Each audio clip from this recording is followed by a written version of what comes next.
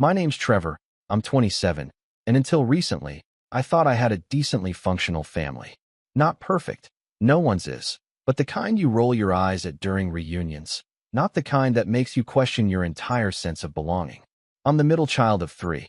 My older sister Rachel, 31, has always been the loud one, the center of attention at every party, every holiday, every dinner. And my younger brother Liam, 24, is the golden retriever type, goofy, lovable, never really involved in drama. Me? I've always been quieter, more reserved, a little more private, I guess.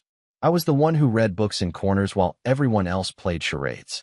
The one who helped clean up after dinners without being asked. The one who never quite felt heard. I didn't mind it, not at first. I liked my space, my journals, my quiet little routines. I kept to myself, and for a long time, that seemed like enough. Growing up, Rachel had this habit of teasing me, not in the playful sibling way, but the cutting kind, the kind that makes people laugh and then go, "Oh, come on, lighten up," when it clearly stings. She'd point out how I talked to myself while doing homework, mock the way I'd rehearse conversations in the mirror before a date. Once, she printed out a poem I wrote in high school, something cringy but heartfelt, and taped it to the fridge just to see how red my face would get when our cousins came over. My parents never stepped in. "She's just joking," Mom would say with a shrug, like I was the problem for being sensitive. And maybe I was. Maybe I still am. But I kept my boundaries tight.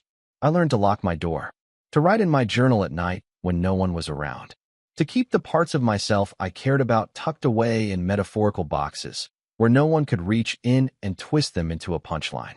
Writing's always been my outlet, a way to unload the static in my head, the insecurities I didn't feel comfortable saying out loud.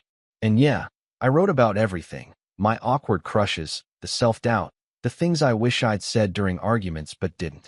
I even wrote letters to future versions of myself, trying to remind myself to keep going, that I was enough, even when it didn't feel like it, especially then.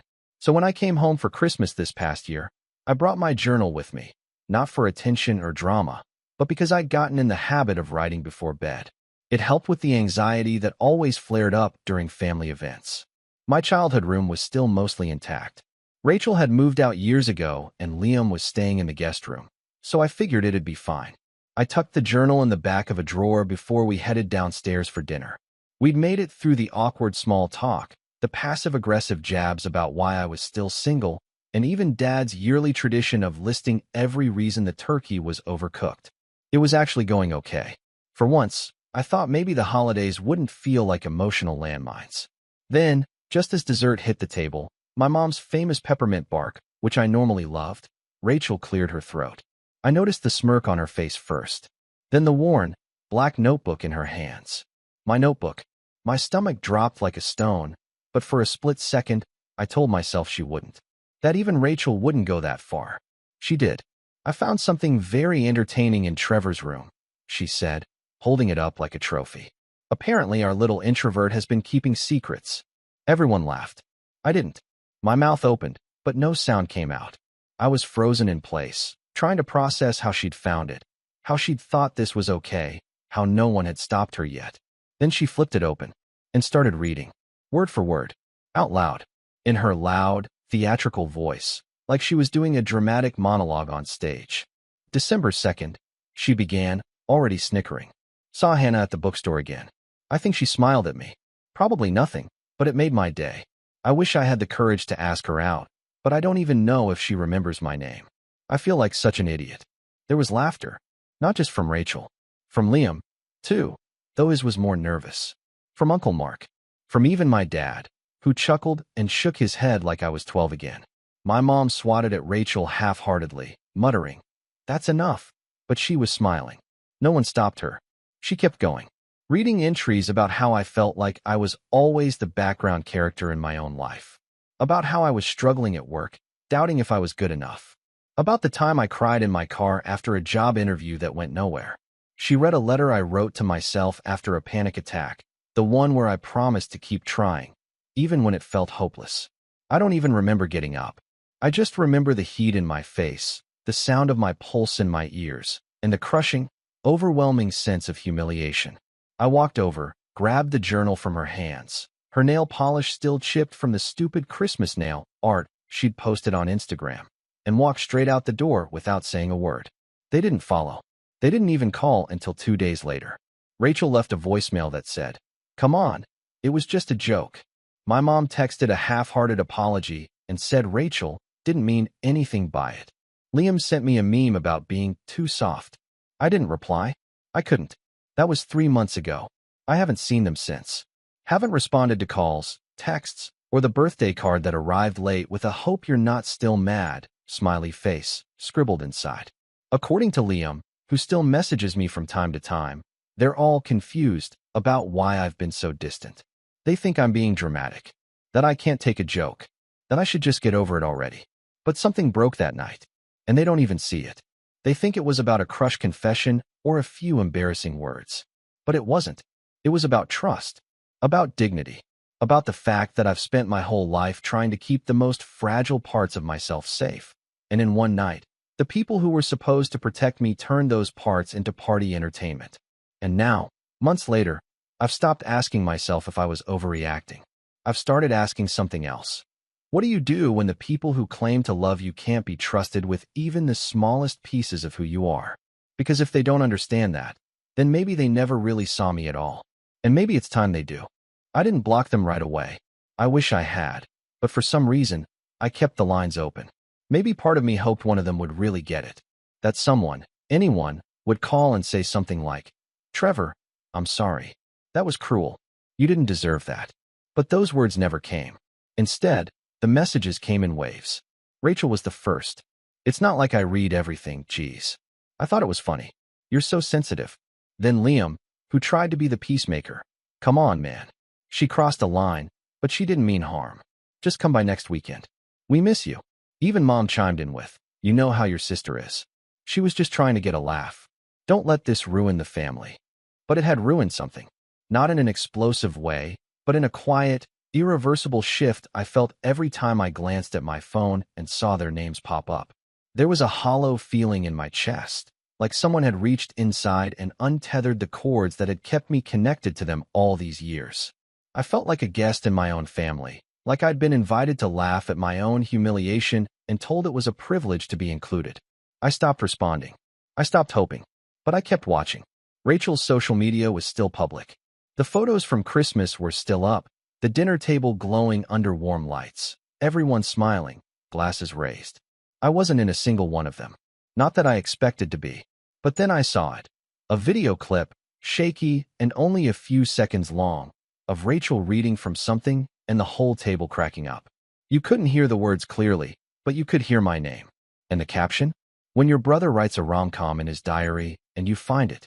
It had over 1,000 views. People had commented things like, "OMG savage," and "Your poor brother LOL," and "This is next-level sibling energy." One person said, "He'll laugh about it eventually," and Rachel had replied, "He's still pouting in his room somewhere." Classic Trev. My hands were shaking. I remember that clearly. Not with rage, but with something deeper, something more brittle. It was the feeling of being laughed at and erased at the same time. Like my pain had been converted into content, and the people I trusted had turned my lowest thoughts into punchlines for internet clout. I reported the video. It didn't get taken down. That night, I called my friend Jordan, one of the few people who actually knew how much writing meant to me. We talked for hours. He didn't offer any platitudes. He just listened, and then said, "You know this isn't about the journal, right? It's about who they've always been." He was right. Once I started looking, I realized it had been building for years. Rachel had always found a way to make me the joke. She was the kind of person who'd borrow my clothes and then post a selfie calling them nerd chic. The kind who once found an old photo of me in braces and made it her phone background for laughs. At family events, she'd bring up awkward stories from middle school like they were treasured memories. "Remember when Trevor cried because his turtle died and made us do a funeral in the backyard?" Cue the laughter. Every single time. And everyone else just let her. Even when it wasn't funny anymore. Even when it was cruel. But this time was different. This time, she didn't just embarrass me. She violated something sacred. She invaded the one space I had left, the one thing I hadn't shared with anyone. Not because I was ashamed, but because it was mine. And she took it, twisted it, and passed it around like a party favor. And they let her. I started therapy 2 weeks after Christmas. I didn't tell anyone in the family. I'd been thinking about it for a while, but the journal incident was the final push. The therapist, a calm woman named Diane with soft gray curls and a voice like smooth stone, listened to my story and said, "That wasn't a joke. That was emotional abuse masked as humor." Hearing it put like that felt like the first honest sentence I'd heard in months. The sessions became a lifeline. I talked about more than just Rachel. I talked about how small I'd felt growing up, how invisible I'd been, how often I'd laughed along with jokes about me just so I wouldn't feel left out. Diane helped me unpack it, piece by piece, until I started to see a pattern I'd never noticed before. The way my parents had always excused Rachel's behavior because she was spirited or just teasing. The way Liam had coasted through it all by staying neutral, which somehow always aligned with whoever was loudest. The way I'd taught myself to shrink, to make room for everyone else's personalities, to avoid being the target by never standing out. But something shifted after that night. I stopped shrinking. I began to set boundaries, even if they were quiet ones. I unfollowed all of them on social media. I didn't announce it. I just did it. I turned off message previews on my phone. I started writing again, not in a journal, but in documents with passwords. I started working out. I started cooking for myself instead of ordering in. None of it was drastic, but it felt like reclaiming space. Like breathing again. The family noticed. Of course they did. Rachel left another voicemail around Valentine's Day. This one was more clipped, a little annoyed. "Okay, Trevor, this is getting ridiculous. Are you seriously not talking to anyone over a journal? Grow up. You're being dramatic." I said I was sorry. What else do you want? She hadn't actually said she was sorry. Not once, not directly. But apparently, her pretending to be confused counted. Then came Mom. She left a message saying the whole family was worried about me and that my absence from Liam's birthday dinner had hurt his feelings. When I didn't respond, she sent a long email. It was polite on the surface, but between the lines, it was guilt-trippy as hell. She said I was choosing to hold on to bitterness, and that we all make mistakes, but family forgives. Except no one had asked me for forgiveness. No one had acknowledged what they did was wrong. Then, a few weeks later, something happened that flipped the entire situation on its head. I got a wedding invitation. Rachel was engaged. To a guy named Matt, someone she'd only been dating for 6 months. The kind of fast, flashy engagement that gets plastered all over Instagram with captions like, "When you know," and hashtags about finding your forever. The invitation was a thick, expensive card wrapped in gold-trimmed vellum, like it had come straight from a royal scroll. It had calligraphy, a custom wax seal, a note inside that said, "Hope to see you there, little bro. XO, Rachel and Matt." I almost laughed. After everything, she still expected me to show up, to clap and cheer and pose for photos like nothing had happened. Like I wasn't the joke she'd used to entertain a room full of relatives. Like I hadn't spent the last 3 months piecing myself back together after she'd torn through me like I was nothing more than a page in a script she didn't like. But then I noticed something else. The RSVP card had a line that said special instructions or dietary restrictions, and a blank space beneath it. I stared at it for a long time, pen in hand, and something clicked. It wasn't just about the wedding. It was about the pattern, the cycle, the way Rachel, and by extension, the whole family, had always controlled the narrative. The way I was always expected to forgive, to laugh along, to be the peacekeeper. But I wasn't a punchline anymore. I didn't send the RSVP back. Instead, I started making a plan. And what Rachel didn't know, what none of them knew, was that this time, I wasn't just going to disappear quietly.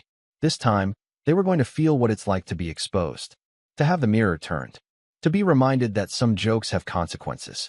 And I already knew exactly where to start. I didn't feel powerful right away. That came later. At first, there was just a quiet, almost empty ache, like the aftermath of a storm where everything's still standing, but the air feels thinner. The silence after the wedding invitation hit me harder than I expected. I'd made up my mind not to go, but the truth was, I still stared at the envelope for days, left it sitting on my kitchen table like some ancient artifact. I even caught myself wondering what would happen if I showed up. If I dressed sharp, stayed silent, made Rachel squirm just by existing. But then I pictured her giving that smug speech about how important family is and how glad she was to see everyone come together, while I sat there invisible in the back row, and I knew I couldn't do it. I was done pretending, so I let the RSVP deadline pass. Quietly. No reply. No message. Nothing. And that silence was its own kind of declaration. But around the same time, life outside the family was starting to fray too. The truth is, the journal incident hadn't just rattled me emotionally. It had made everything feel unstable.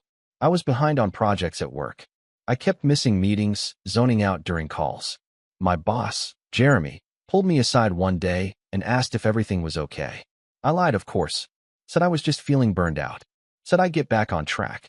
He nodded, but I could tell he didn't really believe me. Then came the warning email. Missed deadline. Client unhappy. This isn't like you, Trevor. Please let me know how we can support you in getting back on track. It was kind, but it stung. Because for the first time in my adult life, I didn't recognize myself either. I felt like I was treading water in clothes that didn't fit anymore. Rock bottom didn't look like some dramatic crash. It looked like waking up one morning, opening my laptop, and staring at the blinking cursor on a blank document for 2 hours before quietly closing it again and going back to bed. That was the moment I realized I was slipping and no one was coming to catch me. Not my family. Not even me. But maybe that's where the shift really started. Because once I admitted to myself that I was at the bottom, I also realized I didn't want to stay there. So I started small. Tiny, invisible victories. I made my bed every morning, no matter how pointless it felt. I deleted Rachel's number from my phone. Not blocked, not archived. Deleted, like it never belonged there. I went back to therapy, even when I didn't feel like talking. Some days I just sat in silence across from Diane and listened to the hum of the white noise machine in her office. And slowly, piece by piece, I started building something again. The first real turning point came from a stranger, oddly enough. I'd been frequenting this local coffee shop a few blocks from my apartment. Quiet place. Soft jazz. Baristas who didn't try to make conversation beyond room for cream. It was perfect. I'd started bringing my laptop there again, not to work, just to sit with it, to remind myself what it felt like to want to create. One day, I noticed a woman sitting across from me, probably in her mid-30s, frowning at her screen like it had personally betrayed her. After a few minutes, she sighed, rubbed her temples, and muttered just loud enough for me to hear, "I swear this grant application is going to kill me." I smiled without meaning to. I said that about a grocery list yesterday. She laughed. Just a short, surprised laugh. Then she said, "You a writer too?" I hesitated. It had been months since I'd thought of myself that way. But I nodded. Her name was Becca. She worked for a small nonprofit and wrote grant proposals and funding letters and marketing blurbs. We talked for a few minutes. Nothing deep, just enough to remember what real conversation felt like. She wasn't prying. She wasn't performative. She was just kind. We ended up exchanging emails. I offered to look at her draft. She offered to buy the next round of coffee. It was nothing romantic, just a brief and genuine connection between two tired creatives trying to stay afloat. That night, I reread some of my old writing. Not the journal, the real stuff. Short stories, blog drafts, unfinished essays. I found a piece I'd started a year earlier, something raw and confessional about emotional invisibility and growing up in the shadow of louder siblings. I'd abandoned it halfway through because it felt too personal, too vulnerable. But now it felt like the one thing I actually wanted to say. So I finished it. It took a week, a dozen revisions, and more coffee than any human should legally consume. But when I was done, I submitted it anonymously to a small digital magazine I'd always admired but never had the courage to pitch. I didn't tell anyone, not even Becca. I just hit submit and went on with my week, trying not to obsess over it. A month later, they published it. I woke up to an email with the subject line, "We loved your piece and would be honored to feature it in our March issue." I read it 3 times before it sank in. And then the comments started rolling in. People shared it, commented things like, "This hit too close to home," and "I thought I was the only one who grew up like this." One person wrote, "It felt like you crawled into my head and said the things I've been too scared to admit out loud." That one made me cry, not because it was sad, but because it was the first time in months, maybe years, that I felt seen. Not mocked, not laughed at. Seen. The success was small, quiet. No one in my family even knew about it. But that made it better, somehow. It was mine. No one could twist it into a joke or turn it into a viral video. It was a version of me I didn't have to shrink or apologize for.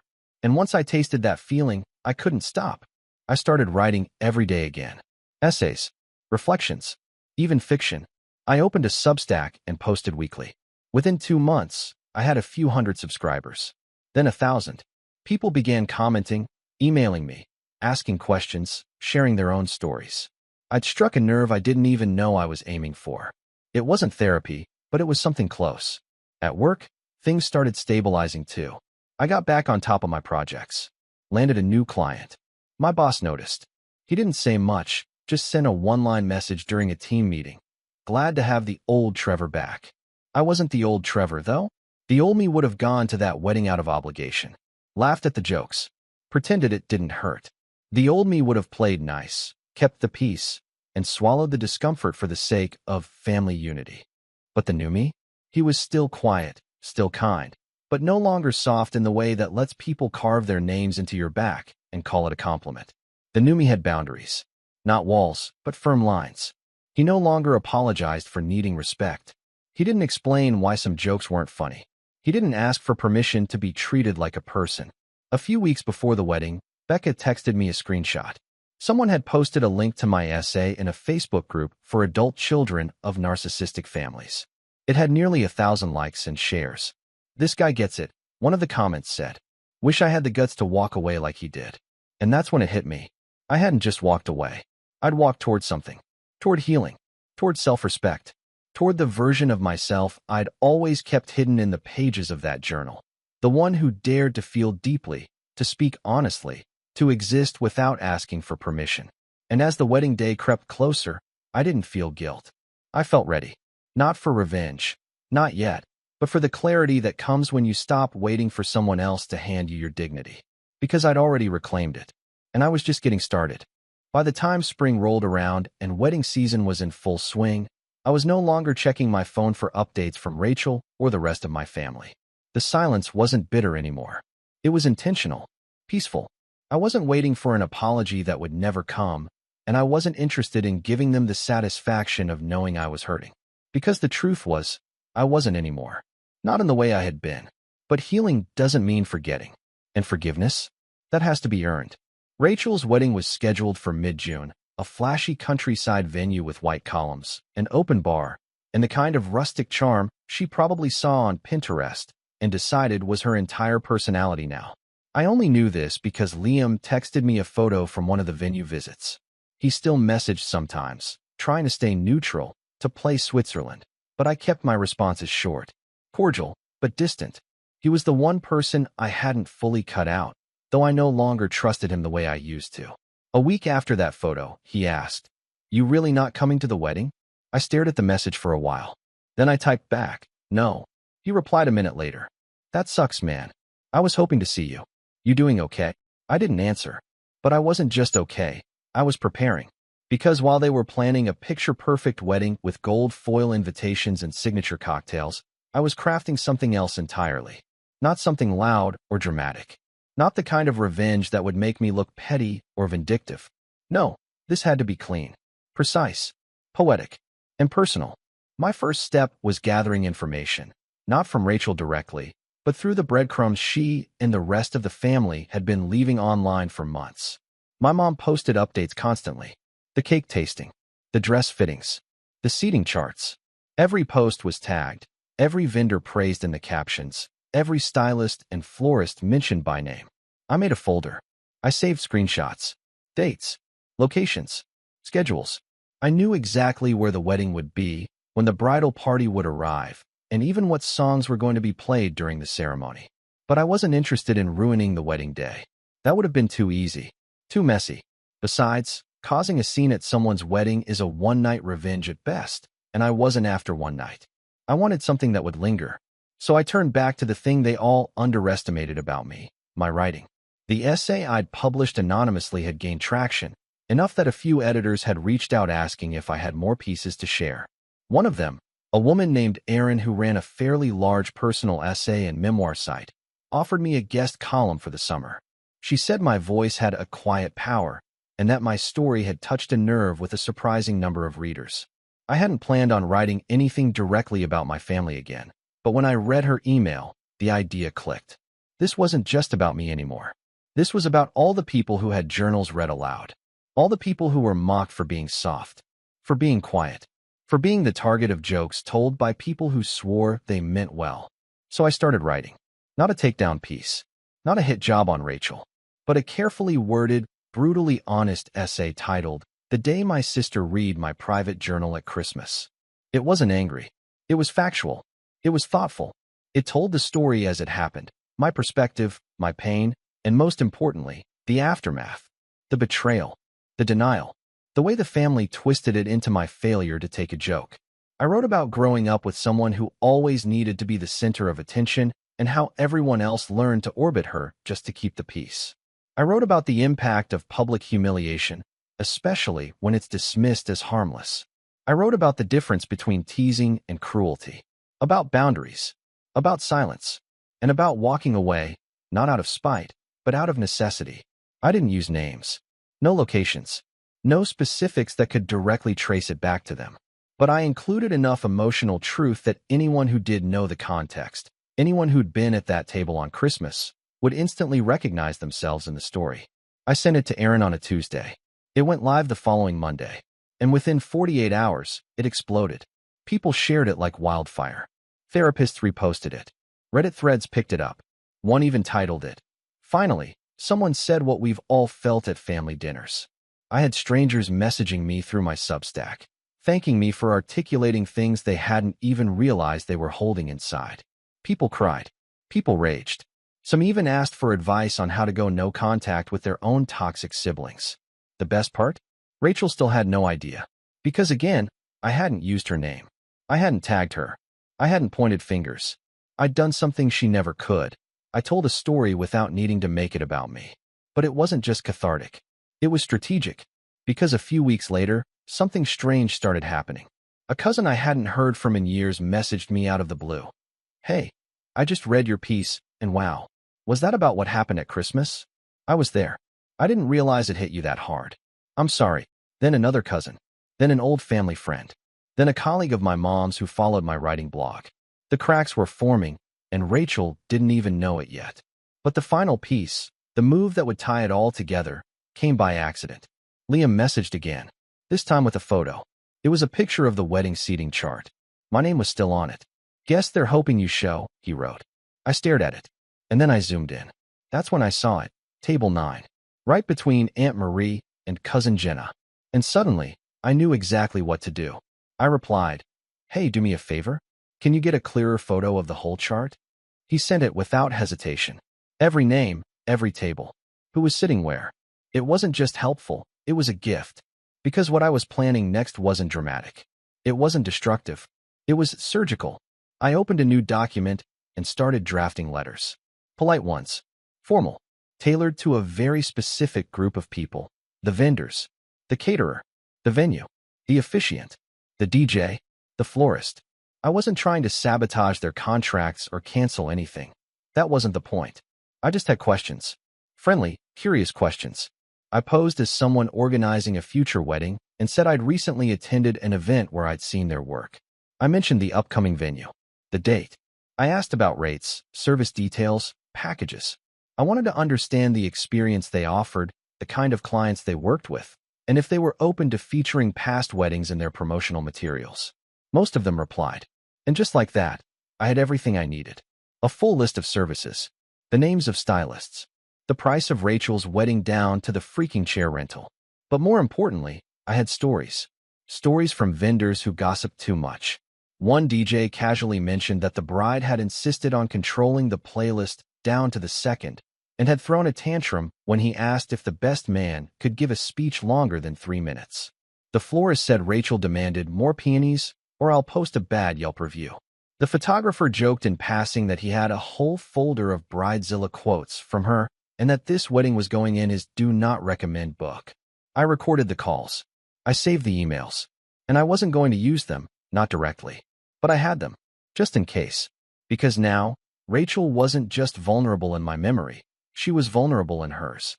The mask she wore for the world, the curated perfection, the social media smiles, the I'm the fun sibling persona, was wearing thin. And I was the only one who knew where the cracks were. Still, I didn't send anything. I didn't publish a follow-up piece. I didn't forward the vendor gossip to anyone. Instead, I waited. And a few days before the wedding, I finally broke my silence. I texted Rachel. It was the first message she'd gotten from me since Christmas. It said, "Hey, just wanted to say I won't be coming to the wedding. I'll be watching from afar. And for what it's worth, I hope you've learned that some stories aren't yours to tell." She didn't respond, but I know she read it. Because that night, she deleted the Christmas video from her Instagram. Not because she felt guilty, but because she was starting to realize she wasn't in control of the narrative anymore. And for someone like Rachel, that's the beginning of the end. The day of Rachel's wedding arrived with a kind of eerie calm. It was sunny, almost offensively perfect, blue skies, birds chirping, a breeze gentle enough to make the trees sway like they'd been hired for ambience. But I didn't feel bitter. I wasn't stewing. I wasn't even angry. I felt still, because everything was in motion. The final move had been set into place 3 days earlier. See, while Rachel was busy organizing wedding hashtags and micromanaging centerpieces, she still hadn't realized what I'd done. She hadn't read the essay. She hadn't seen the threads. And if she had, she didn't recognize herself in it. That was the beauty of it. I hadn't written it for her. I'd written it for everyone but her. But the people around her? That was different. The night before the wedding, I posted a follow-up piece on my Substack. Subtle, titled, "When the Joke Isn't Funny Anymore." It wasn't a retelling, it was a reflection, a rumination on accountability, on silence, on the myth that forgiveness should be unconditional, especially when no one's asked for it. I didn't say wedding. I didn't say sister. But I wrote about what it feels like to be expected to show up for someone who never showed up for you. About how walking away isn't always petty. Sometimes it's the healthiest choice a person can make. It went live at 7 a.m. By noon, it was trending. That was the first crack. The second came at 2 p.m. when the photographer, yes, that photographer, sent me a message. "Hey man, saw your piece. Just realized who you were. Wish I'd known before. I never would have taken the job." That family was insane. Also, you weren't kidding about the journal thing? That's horrifying. I didn't reply. I didn't have to. But I screenshotted the message and archived it. Just for me. Now here's where things get interesting. At exactly 3:17 p.m., during the cocktail hour, I later found out, Rachel's wedding planner received a series of phone calls. Not from me. From vendors. Apparently, someone had forwarded my 2 essays to the venue staff. Not anonymously. Multiple people. Readers who had figured out exactly who I was writing about based on the details. Turns out, a few of them were mutuals with people at the venue. One was a friend of the caterer's assistant. Another had previously worked a wedding with the florist. I hadn't orchestrated any of it. But I didn't stop it either. The vendors, now aware they were part of a public story gaining traction online, were understandably concerned. Especially because they had reputations to protect. And suddenly, the image of a well-behaved, Instagrammable bride was being overshadowed by rumors of someone who weaponized a private journal for laughs. Rachel's wedding planner, caught between crisis control and damage limitation, had to spend the hour before the ceremony calming down a DJ who now feared being included in an expose and a florist who was furious about being lied to about credit. Someone whispered something to a bridesmaid, who whispered it to another, and by the time Rachel made it to the altar, half her bridal party knew that someone had written about her online. She didn't know how much, but she knew it was enough. According to Liam, who I spoke with later, after everything fell apart, Rachel spent the first 30 minutes of her reception asking everyone, "Do you think it's about me?" And the problem is, once you have to ask that question, you already know the answer. But that wasn't the fallout. That was just the tremor. The real collapse happened over the next 2 weeks. After the wedding photos were posted, a few readers, some of whom had pieced things together, started commenting vague, ominous things under Rachel's pictures. "This you? Guess jokes aren't always harmless, huh? Wild how some people treat family. Nothing aggressive. Nothing that could get reported. Just enough to make her squirm." She started scrubbing comments. Then archiving photos. Then, finally, taking her Instagram account private. The TikTok version of the wedding video? Gone. The registry link? Deactivated. But the damage was already done. A few people from her job, she worked in event marketing, had seen the posts before she could delete them. One coworker, who followed my Substack, recognized the story immediately, and she brought it to HR. Because here's the thing. When your entire job is branding and public image, and someone finds out you once humiliated your own sibling for laughs in front of a dozen people and then bragged about it online, that reflects poorly. Especially when your brother ends up writing essays about abuse and healing that go semi-viral and get reposted by therapists and advocacy groups. She wasn't fired, but she was reassigned. Off the client-facing team. Internal only now. No more events. No more front page. Her job title didn't change, but her visibility did. And for someone like Rachel, that was worse. But the final blow, the one that broke the image for good, came from within the family. Because while I stayed quiet publicly, I did something else in private. I sent a copy of both essays to our parents. Printed. In an envelope. No return address. I didn't expect much. I figured they'd skim it. Maybe roll their eyes. Maybe call me dramatic again. But a week later, my mom sent me an email. Not a voicemail. Not a forwarded meme. Not a text with a guilt-trippy emoji. An actual email. Subject line, I read what you wrote. It was 3 paragraphs long. The first paragraph was defensive, about how we didn't know you felt so strongly, and we thought it was just sibling teasing. The second paragraph tried to justify things, how Rachel never meant real harm, and how you know how she is. But the third? That was different. The third paragraph said, I'm sorry we didn't protect you. I'm sorry we didn't listen. And I'm sorry I laughed when you looked like you wanted to disappear. You didn't deserve that. It wasn't everything. It wasn't perfect, but it was a beginning. And for the first time in months, I cried. Not because I was hurt, but because I finally felt like someone saw me. Rachel never reached out.